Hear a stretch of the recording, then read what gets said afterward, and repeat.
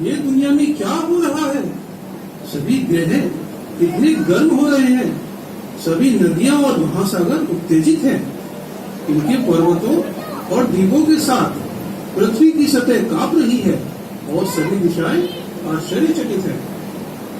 इसका कारण है हिरण्यकश्यपु की घोर तपस्या। आग और उसका धुआं पूरे आकाश में फैल गया है, जिसमें ऊपरी और निचले सभी लोग शामिल हैं। आइए हम सभी ब्रह्मलोक जाकर ब्रह्मदेव से दया की प्रार्थना करें। चलिए चलिए। हे ब्रह्मांड के स्वामी, हिरण्यकश्यपु की कठिन तपस्या के परिणाम स्वरूप उसके सिर से निकलती अग्नि के कारण हम सभी इतने व्याकुल हैं। हम अपने लोकों में नहीं रह पा रहे हैं, इसलिए हम सभी आपकी शरण में आए हैं। प्रभु, हमारी रक्षा करें ब्रह्मदेव। हे ब्रह्मांड के स्वामी, अगर आप इसे उचित समझते हैं तो कृपया इस अनर्थ को रोकें, जो सब कुछ नष्ट करने को तत्पर है। कृपया इसे रोकें, इससे पहले कि आपके द्वारा बनाई इस सृष्टि का सर्वनाश हो जाए। हे ब्रह्मदेव, हमने विश्वसनीय सूत्रों से सुना है कि आपका पद प्राप्त करने के लिए हिरण्यकश्यपु घोर तपस्या कर रहा है। आप तीनों लोकों के स्वामी हैं। कृपया बिना विलंब किए जो भी उचित हो वह निर्णय लें।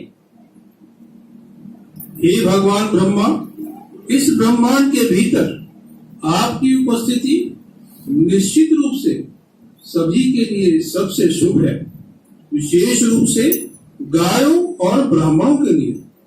लेकिन दुर्भाग्य से अगर हिरण्यकश्यपु आपके स्थान पर अधिकार कर लेता है तो सब कुछ समाप्त हो जाएगा। प्रिय राजा इंद्र और अन्य सभी देवगण, कृपया आप चिंता न करें। मैं तुरंत जाकर हिरण्यकश्यपु को देखता हूँ।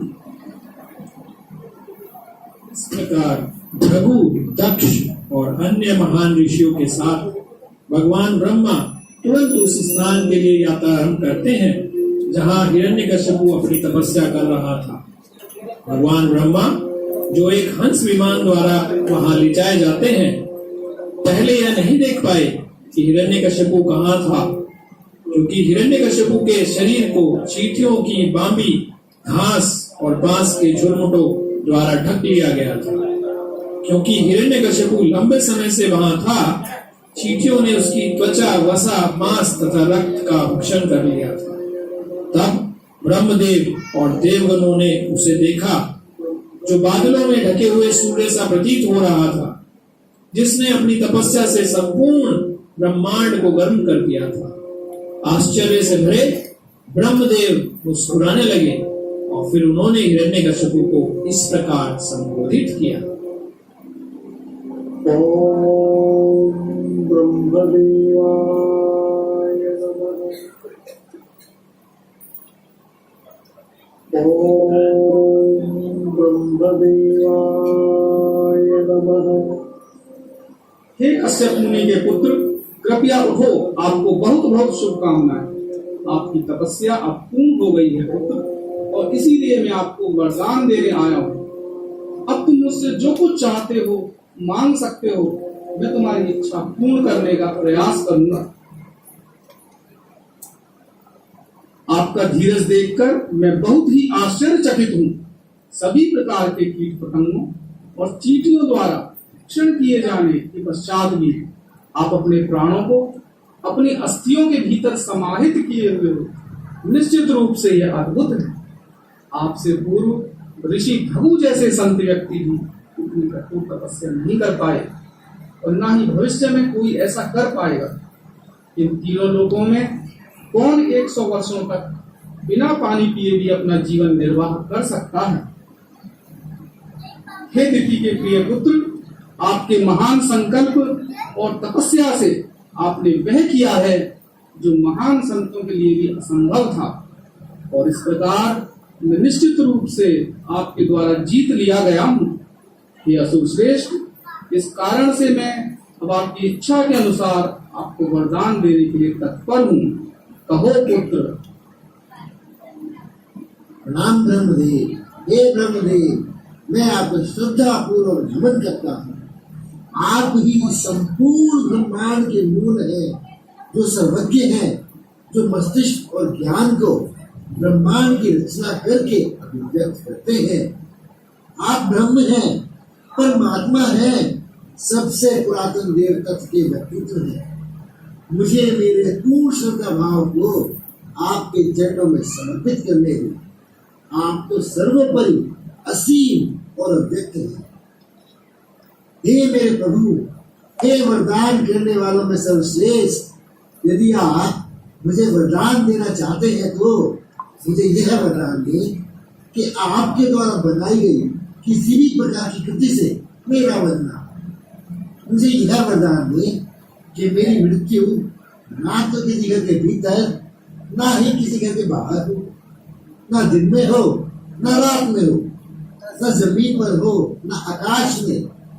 मुझे वरदान दीजिए कि मेरी मृत्यु आपके द्वारा बनाए गए अन्य लोगों के अलावा ना ही किसी अस्त्र शस्त्र हो, ना ही किसी मनुष्य हो, ना पशु द्वारा हो। मुझे यह भी वरदान दे कि मेरी मृत्यु किसी भी जीवित या निर्जीव प्राणी से ना हो। मुझे यह भी वरदान दे कि मुझे किसी भी दानव या निचले ग्रहों से किसी महान सर्प द्वारा नहीं मारा जा सके। बस प्रभु इतना दे दीजिए। हे हिरण्यकशिपु, ये वे वरदान हैं जिन्हें प्राप्त करना अधिकांश पुरुषों के लिए दुष्कर है। फिर भी हे पुत्र, मैं तुम्हें ये वरदान दूंगा। यद्यपि ये सामान्यतः उपलब्ध नहीं है, परंतु तुम्हारी तपस्या से अत्यंत संतुष्ट होकर मैं तुम्हारे द्वारा मांगी गई सारी इच्छाएं पूर्ण कर रहा हूँ। तथास्तु। जय हो ब्रह्मदेव, जय हो ब्रह्मदेव।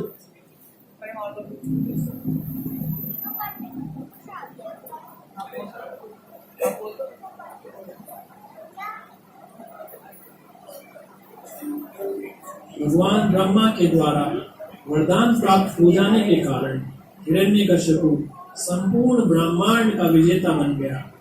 वास्तव में उसने तीनों लोकों में ऊपरी, मध्य, निम्न, मनुष्यों के ग्रह, गंधर्व, गरुड़, महान सर्प, सिद्ध, कारण और विद्याधर, महान संत, यमराज, मनु, यक्ष, राक्षस, पिशाच और उनके स्वामी, भूत और भूतों के स्वामी सहित सभी ग्रहों पर विजय प्राप्त की।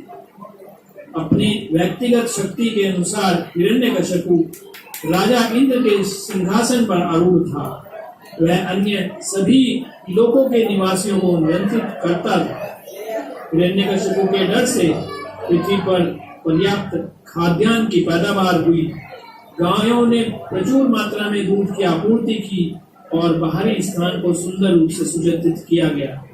विभिन्न लोकों के स्वामी सहित हर कोई हिरण्यकशिपु द्वारा दिए गए दंड के कारण अत्यधिक व्यथित, भयभीत और परेशान, किसी भी अन्य आश्रय को खोजने में असमर्थ विभिन्न लोकों के देवताओं ने सर्वोच्च ब्रह्म श्री विष्णु के समक्ष आत्मसमर्पण कर दिया।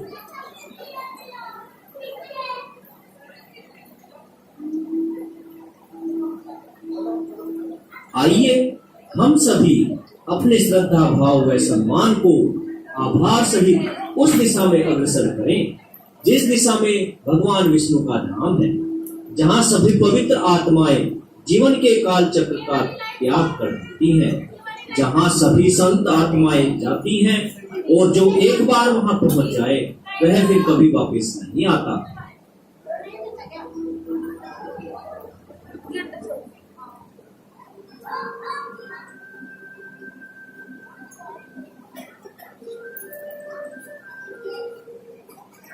हे भक्तों में श्रेष्ठ, डरो मत। मैं आप सभी को शुभकामनाएं देता हूँ।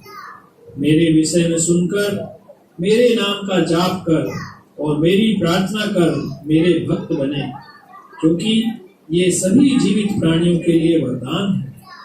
मुझे हिरण्यकशिपु के विषय में सब ज्ञात है और और निश्चित रूप से अति शीघ्र ही यह सब समाप्त कर दिया जाएगा। कृपया आप सभी उस समय का धैर्यपूर्वक प्रतीक्षा करें जब कोई देवताओं से घृणा करता है, जो कि वेदों के ज्ञान प्रदान करने वाले हैं, गायों के, ब्राह्मणों के, वैष्णवों और धार्मिक सिद्धांतों के और अंततः मुझ सर्वोच्च व्यक्तित्व के प्रतीक हैं। वह संपूर्ण सभ्यता बिना विलंब ही नष्ट हो जाती है।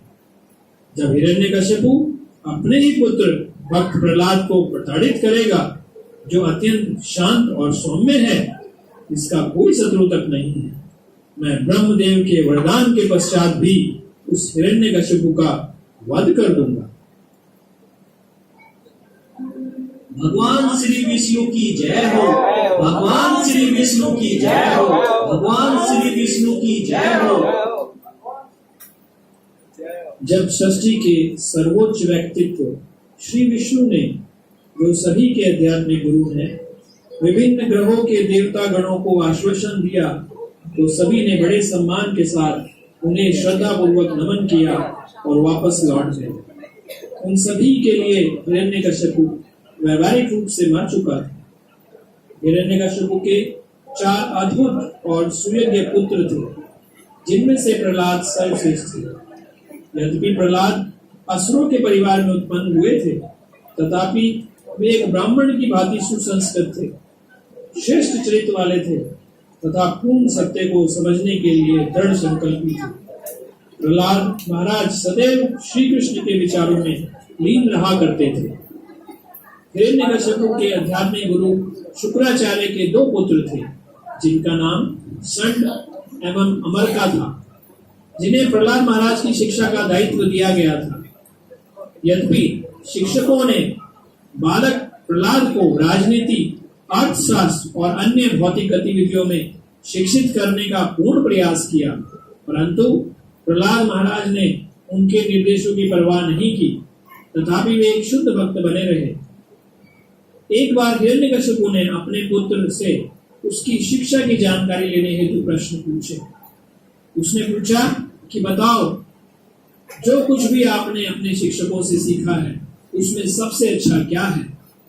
प्रहलाद महाराज ने उत्तर दिया कि जिसने भक्ति की 9 प्रक्रियाओं के माध्यम से अपना जीवन श्री कृष्ण की सेवा में समर्पित कर दिया है, उसे सबसे अधिक सीखा हुआ व्यक्ति समझा जाना चाहिए, क्योंकि उसने पूर्ण ज्ञान प्राप्त कर लिया है। जब हिरण्यकशिपु ने अपने बेटे से भक्ति सेवा के बारे में सुना, तो उसने निर्णय लिया कि इस छोटे लड़के को गुरुकुल में किसी सहपाठी ने प्रदूषित कर दिया है।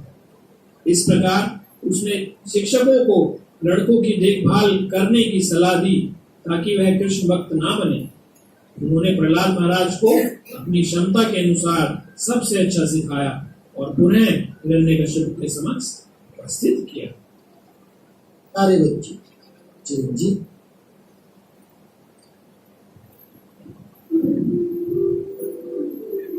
मेरे प्यारे प्रहलाद, मेरे प्यारे बच्चे चिरंजीव रहो।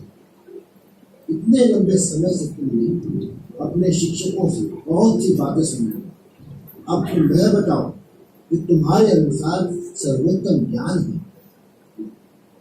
भगवान श्री विष्णु के दिव्य पवित्र नाम, गुण, पराक्रम एवं लीलाओं के विषय में सुनना, जप करना, उन्हें याद रखना, प्रभु के चरण कमल की सेवा करना, भगवान की 13 प्रकार सामग्री के साथ प्रेम पूर्वक पूजा करना, भगवान को प्रार्थना अर्पण करना, उनका सेवक बनकर प्रभु को सर्वोत्तम मित्रवत मानना और उनके प्रति सर्वस्व समर्पण करना।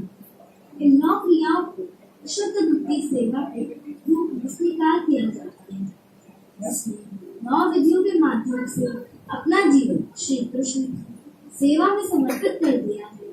उसे सबसे अधिक सीखा हुआ व्यक्ति समझा जाना चाहिए, क्योंकि उसने सर्वोत्तम ज्ञान प्राप्त कर लिया है। हे अयोग्य, एक योग्य ब्राह्मण के सबसे जघन्य पुत्र, तुमने मेरी आज्ञा की अवहेलना की और मेरे शत्रुओं को आश्रय दिया।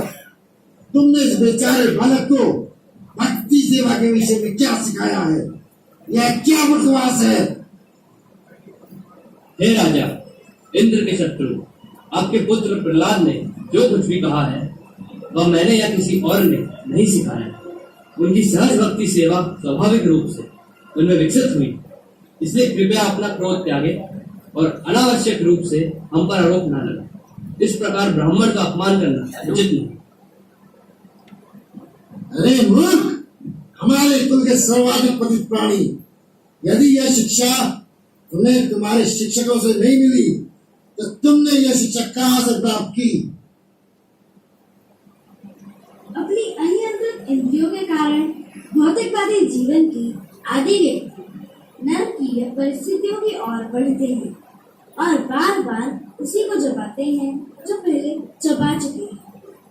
श्री कृष्ण के प्रति झुकाव कभी भी दूसरों के निर्देशों से, अपने प्रयासों से या दोनों के संयोजन से नहीं करते। अरे हे राक्षसों, इस बालक को तुरंत मुझसे दूर ले जाओ। यह मृत्यु का पात्र है, इसकी हत्या कर दो। वास्तव में यही लड़का मेरे भाई का हत्यारा है, क्योंकि उसने स्वयं को अपने परिवार के शत्रु की भक्ति में लीन होकर भगवान विष्णु की सेवा में संलग्न कर दिया। यदि किसी के शरीर का कोई भाग जहरीला हो जाए तो शरीर के उस भाग को काट कर अलग कर दिया जाता है, जिससे शेष शरीर पर उसका प्रभाव ना हो। ले जाओ इसको, मार दो इसको। जब प्रहलाद महाराज को मारने के लिए राक्षसों के सभी प्रयास निरर्थक हो गए, तब दैत्यों के राजा सर्वाधिक भयंकर हिरण्यकश्यपु क्रोधित होकर उन्हें मारने के अन्य साधनों का उपयोग करने का विचार करने लगे। हिरण्यकश्यपु अपने पुत्र का वध किसी भी प्रकार से नहीं कर पा रहा था। उसने प्रहलाद महाराज को हाथी के पैरों के तले रोकने का प्रयास किया, विशाल सर्पों में फेंककर उन्हें भयभीत करने का प्रयास किया, पहाड़ की चोटी से नीचे फेंकने का प्रयास किया, विनाशकारी मंत्रों का प्रयोग किया, भ्रामक चालें चली, जहर का प्रयोग किया, उन्हें भूखा रखा, तेज हवाओं, अग्नि, जल, ठंड का उपयोग किया। उन्हें कुचलने के लिए भारी भारी पर्वत शिलाएं भी उनके ऊपर रखवाई। जब उस पापी हिरण्यकशिपु ने पाया कि वह प्रहलाद महाराज को तनिक भी क्षति पहुंचाने में असफल रहा हो, तो वह अत्यंत चिंता मग्न हो गया और सोचने लगा कि अब क्या किया जाए। मैंने इस लड़के प्रहलाद को दंड देने के कितने प्रयास किए, उसे मारने के कितने ही साधन प्रयोग किए, इन सबके उपरांत भी मैं उसे मार नहीं पाया। वास्तव में मेरी शक्तियों के बिना आहत हुए ही इसने इन सभी कृत्यों से अपनी रक्षा की है। मैं देख सकता हूँ इसकी शक्तियां असीमित हैं और इसी कारण इसे मेरे द्वारा किसी भी तन का भय नहीं है। यह तो अमर प्रतीत होता है। इसीलिए या शायद उसके प्रति मेरी शत्रुता के कारण मेरा भी अंत हो जाएगा, या नहीं, यह तो संभव नहीं। इस तरह सोचते हुए दैत्य राजा, जिसके शरीर की कांति भी फीकी हो गई थी, वह उदास सिर झुकाए बैठा था। तब शुक्राचार्य के दोनों पुत्रों षंड व अमरका ने उससे एकांत में वार्ता की। प्रहलाद उनके अनुसार मात्र एक बालक है और यह किसी चिंता का विषय नहीं हो सकता। आखिरकार उसके अच्छे व बुरे कर्मों का कोई मूल्य नहीं। जब वह कुछ बड़ा हो जाएगा तो किसी भी प्रकार वह हमारे निर्देशों को आत्मसात कर लेगा या हमारे आध्यात्मिक गुरु की सेवा करेगा तो उसकी बुद्धि में परिवर्तन अवश्य आ जाएगा। इस प्रकार यह चिंता का कोई कारण नहीं है। अपने आध्यात्मिक गुरु के पुत्रों षंड और अमर्क से यह कथन सुनकर हिरण्यकशिपु उनसे सहमत होता है तथा उनसे प्रार्थना करता है कि वे उसी पद्धति से प्रहलाद की शिक्षा जारी रखें जिसका पालन ग्रस्त राज परिवार द्वारा किया जाता है।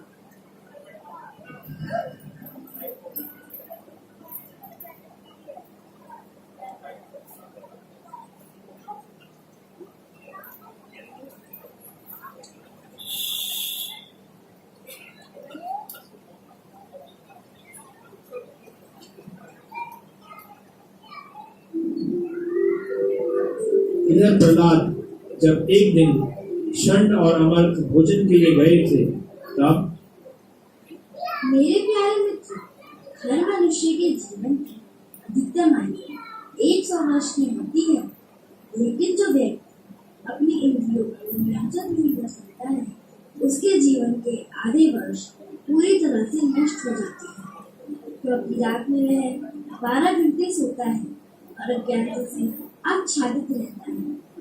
इसलिए ऐसे व्यक्ति का जीवन काल केवल 50 वर्षों का होता है। बालपन की कोमल उम्र में जब हर कोई व्यग्र रहता है, एक और 10 वर्ष बीत जाते हैं। इसी प्रकार लड़कपन में और खेल में लगे रहने से एक और 10 वर्ष बीत जाते हैं। इस प्रकार 20 वर्ष नष्ट हो जाते हैं।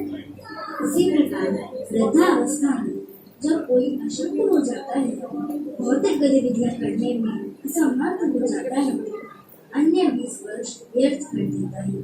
जिनके मन और इंद्रियां अनियंत्रित हैं, अतृप्त वासना, इच्छाओं और बहुत दृढ़ भ्रम के कारण पारिवारिक जीवन से तेजी से जुड़ जाते हैं, ऐसे पागल व्यक्ति के जीवन के शेष वर्ष भी समाप्त हो जाते हैं, क्योंकि उन वर्षों के दौरान भी वह खुद को भक्ति सेवा में संलग्न नहीं कर पाते।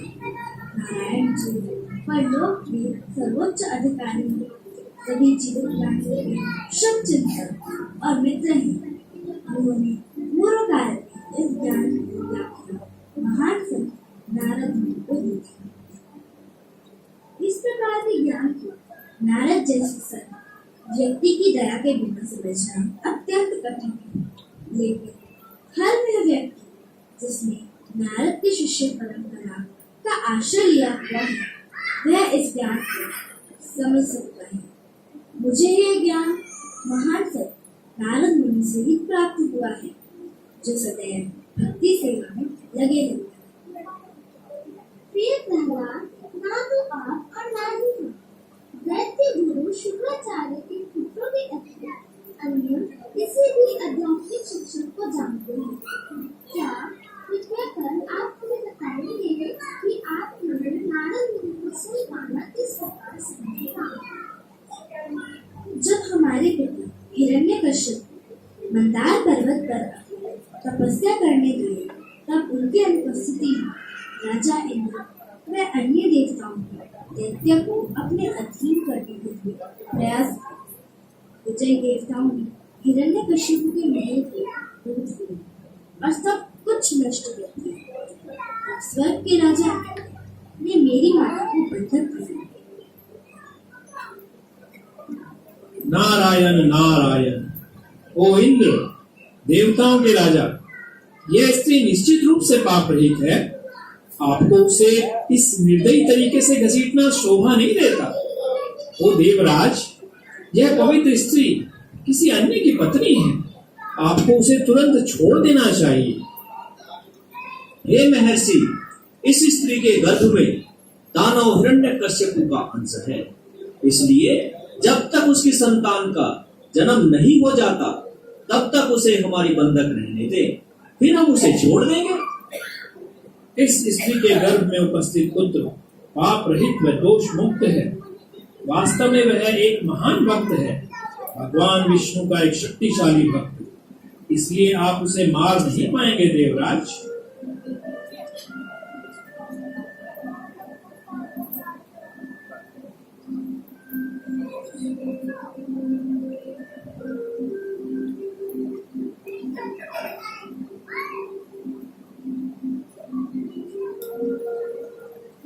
महान संत नारद मुनि मेरी माता को अपने आश्रम में ले गए और हर प्रकार की सुरक्षा सुनिश्चित की और कहा कि प्रिय पुत्र, जब तक तुम्हारे पिता अपनी तपस्या पूर्ण कर वापस नहीं आ जाते, कृपया कर मेरे आश्रम में देवर्षि नारद निर्देशों को स्वीकार करने के पश्चात मेरी माता बिना किसी भय के सभी दिशाओं से मेरे पिता जी की तपस्या पूर्ण वापस आने उन्हीं की देखभाल में रही। मेरी माँ गर्भवती होने के कारण मेरी से इच्छा मेरे पिता के आने के पश्चात मुझे जन्म देना चाहते थे। इस प्रकार वे नारद मुनि के ऋषि थे और वहाँ उन्होंने भक्ति के साथ नारद मुनि की सेवा की। नारद मुनि ने अपने निर्देश मुझे और मेरी माता जो उन्हें सेवा प्रदान करेंगे समय बीत जाने के कारण मेरी माता एक स्त्री थी। उन सभी निर्देशों को भूल गई, लेकिन महान ऋषि नारद के आशीर्वाद के फल स्वरूप मैं वहीं रहा।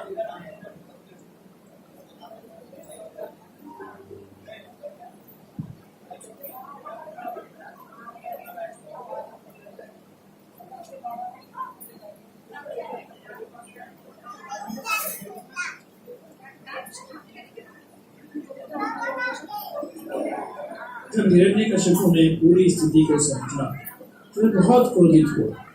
क्रोध से उसका पूरा शरीर कांप उठा। अंततः उसने अपने पुत्र प्रहलाद को मारने का निर्णय किया। हिरण्यकशिपु स्वभाव से अत्यधिक क्रूर था और अपना अपमान महसूस करते हुए उस सांप की भांति फुंकारने लगा जिस पर किसी का पैर पड़ गया। वहीं उसका पुत्र प्रहलाद शांत और सौम्य था। उसकी इंद्रियां नियंत्रण में थी और वह हाथ जोड़कर हिरण्यकशिपु के सामने खड़ा था। प्रहलाद की आयु और व्यवहार के अनुसार उसे दंड नहीं बनता था, फिर भी घबराई आंखों के साथ हिरण्यकशिपु ने उसे कठोर शब्दों के साथ फटकार लगाया। और सबसे अजीब, सबसे मूर्ख, परिवार के विनाश करता, असुर जाति में सर्वाधिक तुच्छ, तुमने मेरी सत्ता को स्वीकार नहीं किया, इसलिए तुम सबसे जिद्दी और मूर्ख हो। आज तो मैं तुम्हें यमलोक पहुंचा दूंगा। प्रहलाद, तुम दुष्ट हो। तुम जानते हो जब मैं क्रोधित होता हूँ तब तीनों लोगों के सभी ग्रह अपने अपने स्वामियों के साथ कांपने लगते हैं। तो किसकी शक्ति से तुम इतने दुष्ट हो गए, तुम इतने निडर हो गए कि तुमने मेरी शक्ति को अस्वीकार करने का दुस्साहस किया। बताओ। मेरे प्रिय राजा, मेरी शक्ति का जो स्रोत है वही आपकी शक्ति का भी स्रोत है। वास्तव में वही सभी प्रकार की शक्तियों का मूल स्रोत है। वह केवल आपकी अथवा मेरी शक्ति नहीं है, वास्तव में वही सभी के लिए एकमात्र शक्ति है। उनके बिना किसी को कोई भी शक्ति प्राप्त नहीं हो सकती, चाहे वह चर हो अथवा अचर, श्रेष्ठ अथवा धर्म। स्वयं भगवान ब्रह्मा से सभी देवगणों को परलौकिक सर्वोच्च शक्ति ही नियंत्रित करती है। हे मेरे प्रिय भक्ता, आप अपनी इस आस्तिकता का त्याग कर दें।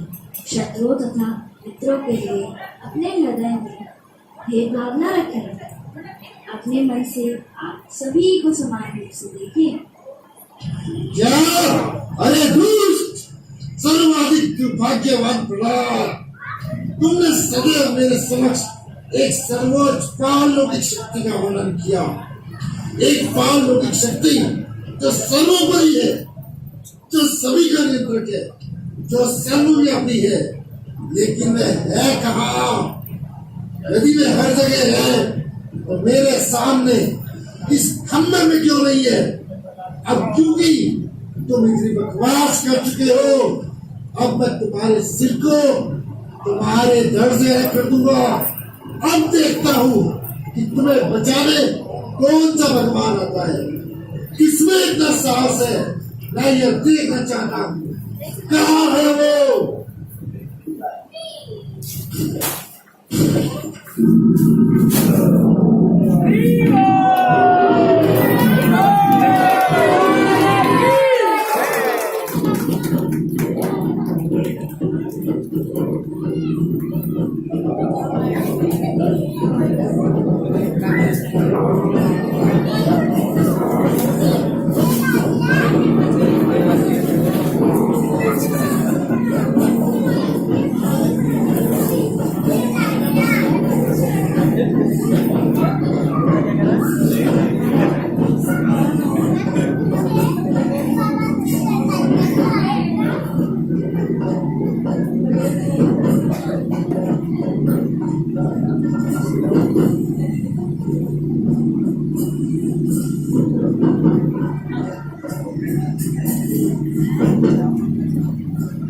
Thank